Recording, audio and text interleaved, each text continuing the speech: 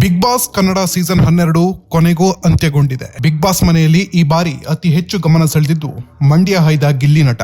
Big Boss Kannada season 12ರಲ್ಲಿ ಗಿಲ್ಲಿ ನಟ ಐತಿಹಾಸಿಕ ವಿಜಯ ಸಾಧಿಸಿದ್ದಾರೆ. 23 ಸ್ಪರ್ಧಿಗಳನ್ನು ಹಿಂದಿಕ್ಕಿ ಕೋಟಿ ಮತಗಳನ್ನು ಪಡೆದು ಚಾಂಪಿಯನ್ ಆಗಿದ್ದಾರೆ. ಗಿಲ್ಲಿಗೆ 50 ಲಕ್ಷ ಕ್ಯಾಶ್ ಪ್ರೈಸ್ ಸಿಕ್ಕಿದೆ.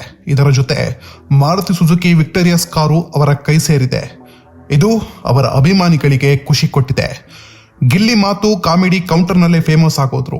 ಬಿಗ್ ಬಾಸ್ ಮನೆಯಲ್ಲಿ ಬಂದಾಗಿನಿಂದಲೂ ಗಿಲ್ಲಿ ಎಂಟರ್ಟೈನ್ಮೆಂಟ್ ಮಾಡೋದು ಬಿಟ್ಟಿರಲಿಲ್ಲ. ಇಲ್ಲಿ ಗಿಲ್ಲಿಗೆ ಜೋಡಿಯಾಗಿ ಸಿಕ್ಕಿದ್ದೆ ನಟಿ ಕಾವ್ಯ. ಮೊದಲ ದಿನದಿಂದಲೂ ಕಾವ್ಯ ಗಿಲ್ಲಿ ಜೋಡಿ ಜನರ ಮನಸ್ಸು ಗೆದ್ದಿತ್ತು.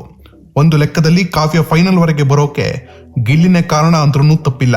ಯಾಕಂದ್ರೆ ಗಿಲ್ಲಿ ಮಾಡೋ ಕಾಮಿಡಿ ಹಾಗೂ ಆತ ಏನೇ ರೇಗಿಸಿದ್ರು ಕೂಡ ಅಲ್ಲಿ ಕಾವ್ಯ ಇರ್ತಿದ್ರು ಅಥವಾ ಅವರ ಹೆಸರು ಓಡಾಡ್ತಿತ್ತು.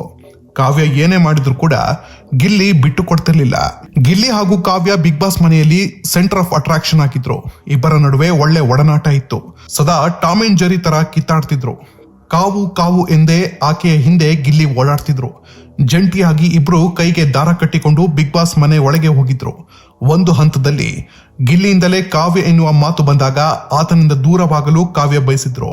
ಗಿಲ್ಲಿನ ನಾಮಿನೇಟ್ ಮಾಡುವ ಸಾಹಸ ಕೂಡ ಮಾಡಿದ್ರು ಕಾವ್ಯ.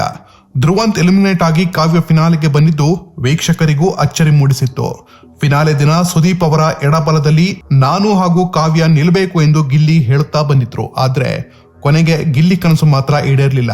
ಕಾವ್ಯ 4ನೇ ಸ್ಥಾನಕ್ಕೆ ಸಮಾಧಾನ ಪಟ್ಟುಕೊಂಡಿದ್ದಾರೆ. ಕಾವ್ಯಗೆ ನಟನೆಯಲ್ಲಿ ಪ್ರತಿಭೆ ಇದ್ರೂ ಕೂಡ ಅದು ಬಿಗ್ ಬಾಸ್ ಫೈನಲ್ ವರೆಗೂ ಕರೆದುಕೊಂಡು ಬರುವಷ್ಟು ಈಸಿ ಆಗಿರ್ಲಿಲ್ಲ. ಅಸಲಿಗೆ ಗಿಲ್ಲಿ ಸಪೋರ್ಟ್ ಇದ್ರೂ ಕೂಡ ಕೆಲವು ಕಡೆ ಕಾವ್ಯ ತಮ್ಮ ಪ್ರತಿಭೆ ತೋರಿಸಿದ್ದಾರೆ. ಕಾವ್ಯರ ನಗು ಅಂದದ ಮುಖಕ್ಕೆ ಫಿದಾ ಆಗದವರೇ ಇಲ್ಲ. ಇಂಥ ಕಾವ್ಯ ಯಾರು?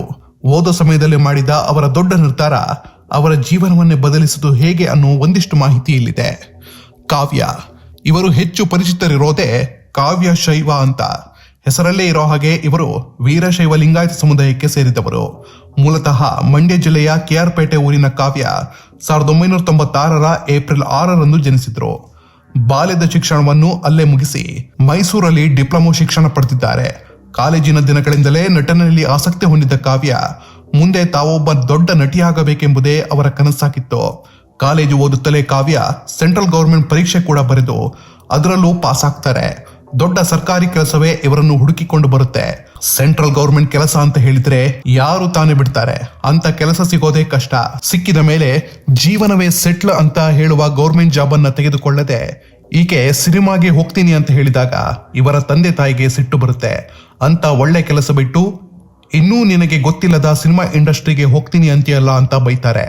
ಆದ್ರೂ ಕೂಡ ಕಾವ್ಯ ಅಂದು ತೆಗೆದುಕೊಂಡ ಗಟ್ಟಿ ನಿರ್ಧಾರ ಇಂದು ಬಿಗ್ ಬಾಸ್ ಮನೆಯವರೆಗೂ ತಂದು ನಿಲ್ಲಿಸಿದೆ. ಅಂದು ಗೌರ್ಮೆಂಟ್ ಹುದ್ದೆ ಸಿಕ್ಕಿದ್ರು ಕೂಡ ಮನೆಯಲ್ಲಿ ಸರ್ಕಾರಿ ಕೆಲಸ ಮಾಡುವಂತ ಎಷ್ಟೇ ಒತ್ತಾಯ ಮಾಡಿದ್ರು ಕೂಡ ಕಾವ್ಯ ಮಾತ್ರ ನಾನು ನಟಿಸಲೇಬೇಕು ಅಂತ ಹೇಳಿ ನಟನಾ ಲೋಕಕ್ಕೆ ಆಸಕ್ತಿಯನ್ನು ಬೆಳೆಸಿಕೊಂಡು ಈ ಕಡೆನೆ ಬರ್ತಾರೆ. ಆದ್ರೆ ಇವರಿಗೆ ಮೊದಲು ದೊಡ್ಡ ಅವಕಾಶ ಸಿಗೋದೇ ಇಲ್ಲ. ಧಾರಾವಾಹಿಗಳಲ್ಲಿ ಸಣ್ಣ ಸಣ್ಣ ಪಾತ್ರ ಮಾಡಿ ಅಲ್ಲಿ ನಾಯಕಿಯ ಪಕ್ಕದಲ್ಲಿ ಚಿಕ್ಕ ಚಿಕ್ಕ ಪಾತ್ರವನ್ನೇ ಚೆನ್ನಾಗಿ ಮಾಡಿ ಗಮನ ಸೆಳೆದ್ರು ಕೂಡ ಕನ್ನಡದಲ್ಲಿ ಮೊದಲಿಗೆ ಯಾರೂ ಕೂಡ ಚಾನ್ಸ್ ಕೊಟ್ಟಿರಲಿಲ್ಲ. ನಂತರ ಕಾವ್ಯ ಅದೃಷ್ಟಕ್ಕೆ ತೆಲುಗು ಸೀರಿಯಲ್ಗಳು ಹುಡುಕಿಕೊಂಡು ಬರ್ತವೆ. ಅಲ್ಲಿನ ಸೀರಿಯಲ್ನಲ್ಲಿ ಲೀಡ್ ರೋಲ್ ನಲ್ಲಿ ಕಾಣಿಸಿಕೊಂಡ ನಂತರ ಕಾವ್ಯಗೆ ಕನ್ನಡದ ಖ್ಯಾತ ಧಾರಾವಾಹಿ ಕೆಂಡ ಸಂಪಿಗೆಯಲ್ಲಿ ಅವಕಾಶ ಸಿಗುತ್ತೆ.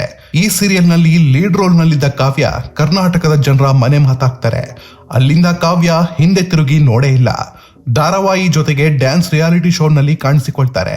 ಹಾಗೆ ಸಿನಿಮಾ ಅವಕಾಶ ಕೂಡ ಕಾವ್ಯಗೆ ಸಿಗುತ್ತೆ. ರಾಕಿಂಗ್ ಸ್ಟಾರ್ ಯಶ್ ತಾಯಿ ನಿರ್ಮಿಸಿದ ಕೊತ್ತಲವಾಡಿ ಎಂಬ ಸಿನಿಮಾದಲ್ಲಿ ಕಾವ್ಯ ಹೀರೋಯಿನ್ ಆಗಿ ನಟಿಸ್ತಾರೆ. ಆಮೇಲೆ ಬಿಗ್ ಬಾಸ್ಗೆ ಹೋಗುವ ಕಾವ್ಯ ಮೊದಲ ದಿನದಿಂದಲೂ ಗಿಲ್ಲಿ ಜೊತೆ ಸೇರಿ ಎಲ್ಲರ ಮನೆ ಮಾತಾಗಿದ್ದಾರೆ.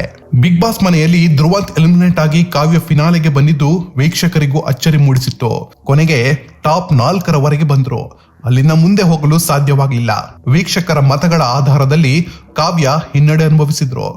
ಗಿಲ್ಲಿ ಜೊತೆಗೆ ಜೋಡಿಯಾಗಿ ಬಿಗ್ ಬಾಸ್ ಮನೆ ಒಳಗೆ ಹೋದ ಕಾವ್ಯ ಮೊದಲ ದಿನದಿಂದಲೂ ಕೊನೆಯ ವಾರದವರೆಗೆ ಗಿಲ್ಲಿ ಜೊತೆ ಒಳ್ಳೆಯ ಗೆಳೆತನ ಕಾಯ್ದುಕೊಂಡಿದ್ರು. ಗಿಲ್ಲಿ ಮತ್ತು ಕಾವ್ಯ ಅವರ ಗೆಳೆತನ ರಾಜ್ಯಾದ್ಯಂತ ಜನಪ್ರಿಯ ಆಗಿಬಿಟ್ಟಿದೆ. ಅವರಿಬ್ಬರ ತಮಾಷೆ, ಪರಸ್ಪರ ಕಾಲೆಳೆಯುವ ರೀತಿ ಎಲ್ಲವೂ ಪ್ರೇಕ್ಷಕರಿಗೆ ಇಷ್ಟವಾಗಿತ್ತು. ಆದ್ರೆ ಇದೇ ಕೆಲವೊಮ್ಮೆ ಕಾವ್ಯಗೆ ನೆಗೆಟಿವ್ ಆಗಿದ್ದು ಉಂಟು. ಗಿಲ್ಲಿಯಿಂದ ಮಾತ್ರವೇ ಕಾವ್ಯಗೆ ಹೆಸರು, ಗಿಲ್ಲಿ ಇಲ್ಲದ ಹೊರತು ಕಾವ್ಯಗೆ ಏನೂ ಇಲ್ಲ ಎಂಬ ಅಭಿಪ್ರಾಯ ಮನೆಯಲ್ಲಿ ಉಂಟಾಗಿತ್ತು. ಆದ್ರೆ ಕಾವ್ಯ ತಮ್ಮ ಸ್ವಂತ ಶಕ್ತಿಯ ಪ್ರದರ್ಶಿಸುತ್ತಲೇ ಬಂದ್ರು. ಅವಕಾಶ ಸಿಕ್ಕಾಗೆಲ್ಲ ಟಾಸ್ಕ್ಗಳಲ್ಲಿ ಒಳ್ಳೆ ಪ್ರದರ್ಶನವನ್ನು ಸಹ ನೀಡಿದ್ರು. ಜೊತೆಗೆ ಗಿಲ್ಲಿಯ ಜೊತೆ ಸ್ನೇಹ ಕಾಯ್ದುಕೊಳ್ಳುವ ಜೊತೆಗೆ ಗಿಲ್ಲಿಯ ಆಟವನ್ನು ವ್ಯಕ್ತಿತ್ವವನ್ನು ಸಹ ತಿದ್ದುವ ಕಾರ್ಯ ಮಾಡಿದ್ರು. ಕಾವ್ಯ ಮನೆಗೆ ಹೋಗುತ್ತಾರೆ ಎಂದು ಹೇಳಿದವರೆಲ್ಲ ಮನೆಗೆ ಹೋಗಿ ಎಷ್ಟೋ ವಾರಗಳ ಬಳಿಕ ಇದೀಗ ಕಾವ್ಯ ಫಿನಾಲೆವರೆಗೆ ಬಂದಿದ್ದು ಮಾತ್ರವೇ ಅಲ್ಲದೆ 3ನೇ ರನ್ನರ್ ಅಪ್ ಸಹ ಆಗಿದ್ದಾರೆ. ಕ್ರೇಜಿ ಸ್ಟಾರ್ ರವಿಚಂದ್ರನ್ ಅವರು ಬಿಗ್ ಬಾಸ್ ಮನೆಗೆ ಹೋಗಿ 4ನೇ ಸ್ಪರ್ಧೆಯನ್ನು ಕರೆದುಕೊಂಡು ಬರಲು ಬಂದಿದ್ರು. ಸೂಟ್ ಕೇಸ್ ಜೊತೆಗೆ ಬಂದಿದ್ದ ಅವರು 5 ಲಕ್ಷ ರೂಪಾಯಿ ಹಣದ ಆಸೆಯನ್ನು ಸಹ ತೋರಿಸಿದ್ರು. ಆದರೆ ರಕ್ಷಿತಾ ಆಗಲಿ ಕಾವ್ಯ ಆಗಲಿ ಯಾರು ಸಹ ಹಣ ಪಡೆದುಕೊಳ್ಳಲು ಒಪ್ಪಿಕೊಳ್ಳಲಿಲ್ಲ. ಕೊನೆಗೆ ಆಕ್ಟಿವಿಟಿ ರೂಮ್ ನಲ್ಲಿ ಕಾವ್ಯ ಎವಿಕ್ಷನ್ ಆದ್ರು. ಸದ್ಯ ಕಾವ್ಯ ಅವರಿಗೆ ಎಂಡಸ್ 555 ಸಂಸ್ಥೆಯಿಂದ 10 ಲಕ್ಷ ರೂಪಾಯಿ ನಗದು ಬಹುಮಾನ ಸಹ ನೀಡಲಾಯಿತು. ಹೀಗೆ ಕಾವ್ಯ ಅಂದು ಕೇಂದ್ರ ಮಟ್ಟದ ಸರ್ಕಾರಿ ಕೆಲಸ ಸಿಕ್ಕರೂ ಹೋಗದೆ ಅಂದು ಮಾಡಿದ ಒಂದು ಗಟ್ಟಿ ನಿರ್ಧಾರ ಇಂದು ಬಿಗ್ ಬಾಸ್ ಮೂಲಕ ಕರ್ನಾಟಕದ ಮನೆ ಮಾತಾಗಿದ್ದಾರೆ.